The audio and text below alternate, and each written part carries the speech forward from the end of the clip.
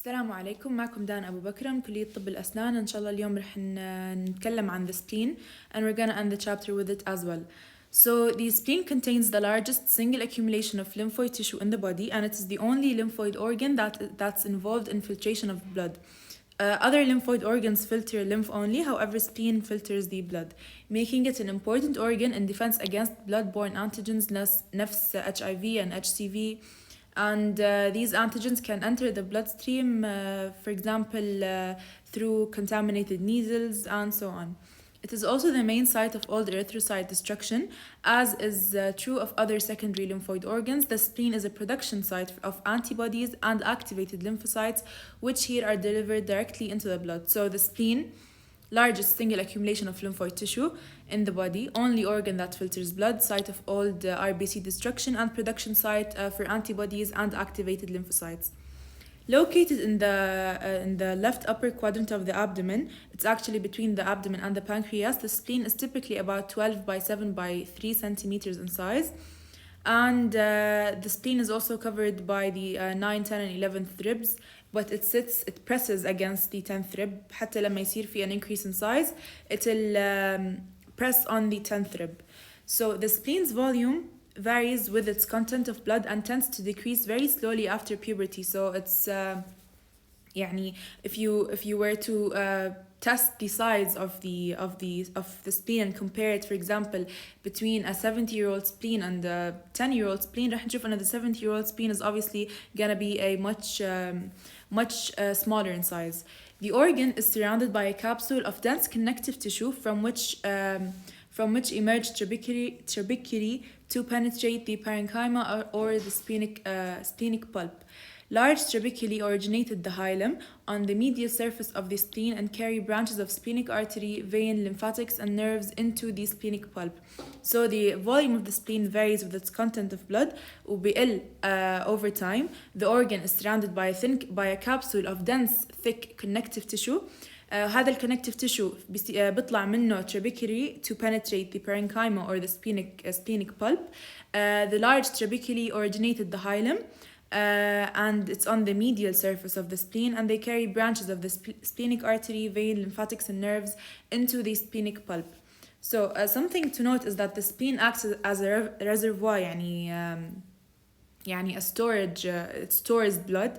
And in case of acute blood loss, the smooth muscle that's present in the capsule contracts, which causes the contraction of the spleen. But then what happens is إنه بيصير في a gush of blood that's concentrated in RBCs into the bloodstream عشان يعوض عن the blood loss that happened. So the functions of the splenic white and red pulp. The splenic pulp is divided into two. It's divided into white and red pulp. رح نتكلم عنهم هلا. The spleen is filled with reticular tissue containing reticular cells, fibers, many lymphocytes and other blood cells, macrophages and APCs. The splenic pulp has two components, اللي هما white pulp and the red pulp. The white pulp composes 20% of the spleen, whereas the red pulp composes 80% of the spleen. The small masses of white blood consists of lymphoid nodules and periarteriolar lymphoid sheaths, اللي هما الPALs, while the red pulp consists of blood-filled sinusoids and splenic cords. So the splenic cord, the splenic pulp, is divided into two, white pulp and red pulp. The white pulp is composed of lymphoid nodules and periarteriolar lymphoid sheaths, and the red pulp is composed of blood-filled sinusoids and splenic cords. The white pulp composes 20% of the spleen, whereas the red pulp composes 80% of the spleen. So here is, hold on, I want to find a picture of the red. Here's the white pulp. As you can see هي central arterioles اللي هنتكلم عنهم هلا, which are surrounded by the PALs, and this is the white pulp. Surrounding the white pulp is the red pulp. And as you can see, if you compare the size or the presence of the pulp, you can tell that the white pulp is less than the red pulp, لأنه حكينا هلا أن the red pulp composes 80% of the spleen. هاي splenic sinuses, as you can see, زي فراغات, and هاي splenic cord زي الأسلاك عاملين بين splenic sinuses, and the splenic sinuses separate these splenic cords. هاي another section, as you can see, هاي a large nodule okay, with a germinal center, and it's surrounded by marginal zone sinuses رح نتكلم عنهم بعدين. هاي عنا هون ال peripheral sorry ال arteriole, بس it's not central, it's peripheral, and this is because the B lymphocytes صار في عندهم differentiation and proliferation on one side only, moving the arteriole to the side. رح نتكلم عنه بعدين in details. So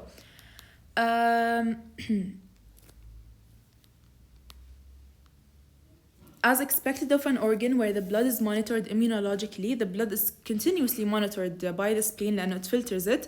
The splenic microvasculature contains unique regions shown schematically in هلا راح نشوفه. Branching from the hilum, small trabecular arteries leave the trabecular connective tissue and enter the parenchyma as arterioles enveloped by pals, which consists primarily of T cells with some macrophages, DCs, dendritic cells, and plasma cells as part of the white pulp. So as expected of an organ, as expected of the spleen, because the spleen's main function is to filter blood, it continuously monitors the blood. The splenic microvasculature contains unique regions, and some of them are the hilum, are the trabecular arteries, for example. The trabecular arteries branch from the hilum, and they leave the trabecular connective tissue and they enter the parenchyma as arterioles enveloped by pals. And these pals consist primarily of T cells with some macrophages, some dendritic cells, and plasma cells as part of the white pulp. Surrounded by the pals, these vessels are known as central arterioles اللي هلا شفناهم بالصورة. As you can see here, are central arterioles, and they are surrounded by the pals. These pals have B cells located within them, and these B cells may be activated by a trapped antigen from the blood and form a temporary lymphoid nodule like those of other secondary lymphoid organs. احنا حكينا بالمحاضرة اللي فاتت إنه sometimes when B cells are activated رح يصير فيهم يعني رح يكبروا and they're gonna form a temporary nodule like those of the other secondary lymphoid organs. And طبعا هذا بيصير by undergoing proliferation and differentiation. In growing nodules, the arteriole is pushed to an eccentric position. نفس ما شفنا قبل شوي, it's peripheral but is still called the central arteriole زي هون. As you can see, it's eccentric, it's peripheral, but it's still called the central arteriole. These arterioles can send capillaries throughout the white pulp and to small sinuses in a peripheral marginal zone of developing B cells around each lymphoid nodule. Each central arteriole eventually leaves the white pulp and enters the red pulp, losing its sheath of lymphocytes and branching as several short straight peninsular arterioles. رح نشوفهم هلا كلهم in a picture تحت that summarizes everything. And هدول peninsular arterioles will continue as capillaries. Some of these capillaries are sheathed with antigen presenting cells for additional immune surveillance of the blood. The red pulp is composed almost entirely of splenic cords and splenic sinusoids, and is the site where effete يعني inactive or damaged RBCs in the blood are removed. The splenic cords contain a network of reticular cells and fibers filled with T and B lymphocytes, macrophages, other leukocytes, and red blood cells. The splenic cords are separated by sinusoids نفس ما شفنا بالصورة, and unusual elongated endothelial cells called staph cells line these sinusoids, oriented parallel to the blood flow and sparsely wrapped in reticular fibers and highly discontinuous basal lamina. So قبل ما نروح على closed and open circulation, let's look at a picture which summarizes what we were just talking about. As you can see, the blood flow in the spleen. هاي الconnective tissue of the trabeculae, هاي trabecular artery, and as you can see, the trabecular artery will pour into the central arteriole. هلا هاي central arteriole, as you can see, is surrounded by pals, by the sheath, and in case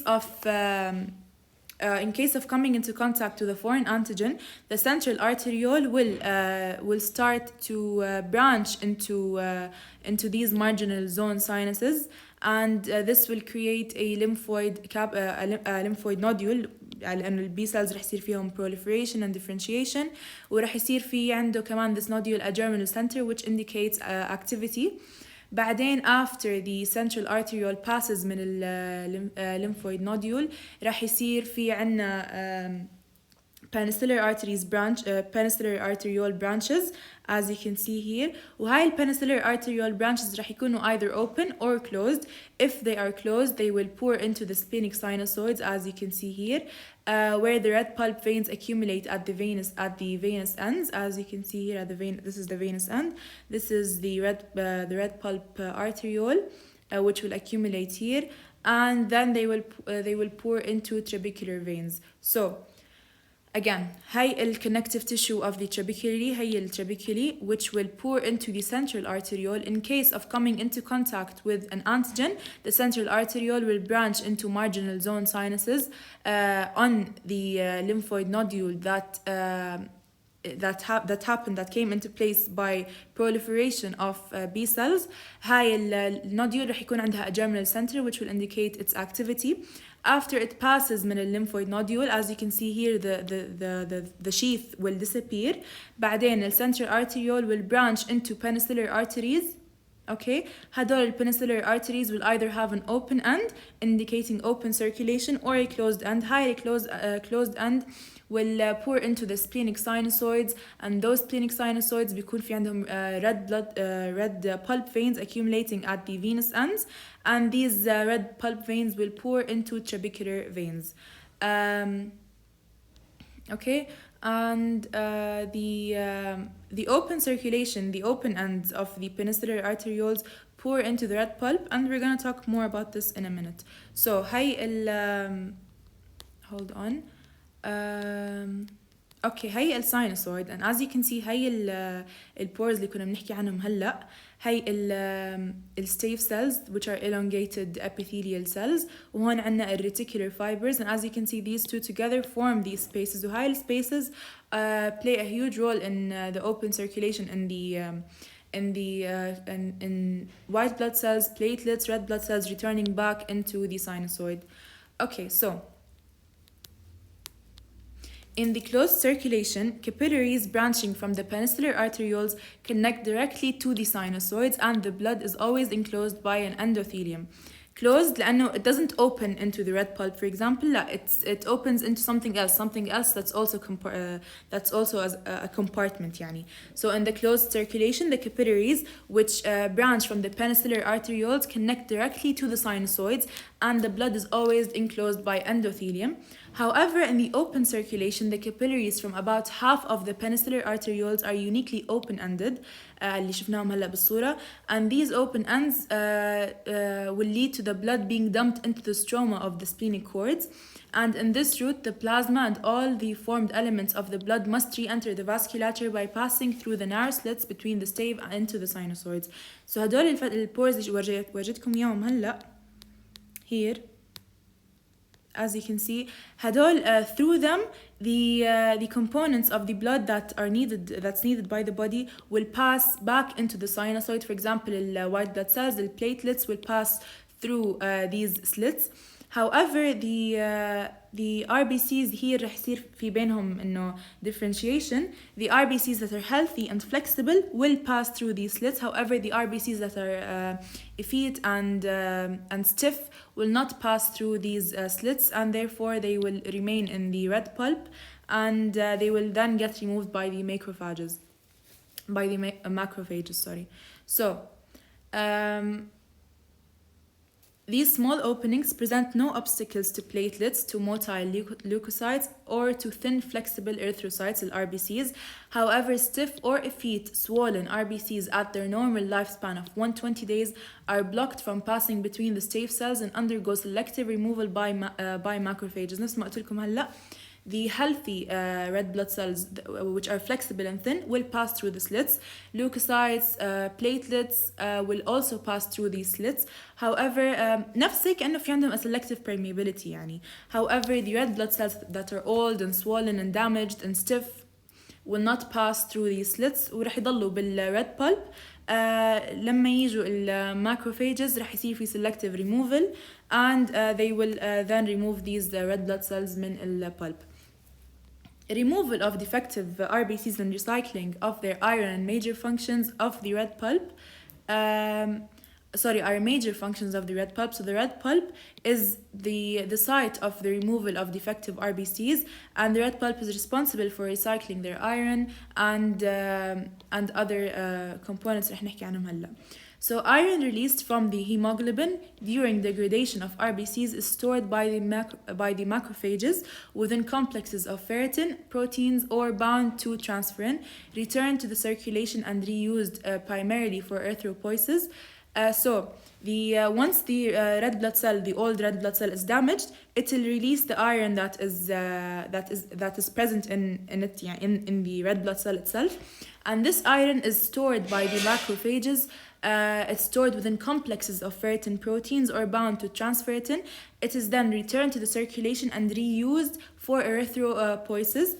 Iron-free heme is either bound to its transport protein, hemopexin, or is metabolized into bilirubin and secreted in the bile by liver cells. So the iron-free heme is bound to its transport protein, hemopexin, or is metabolized into to bilirubin, and then it is excreted by the bile in the bile by liver cells.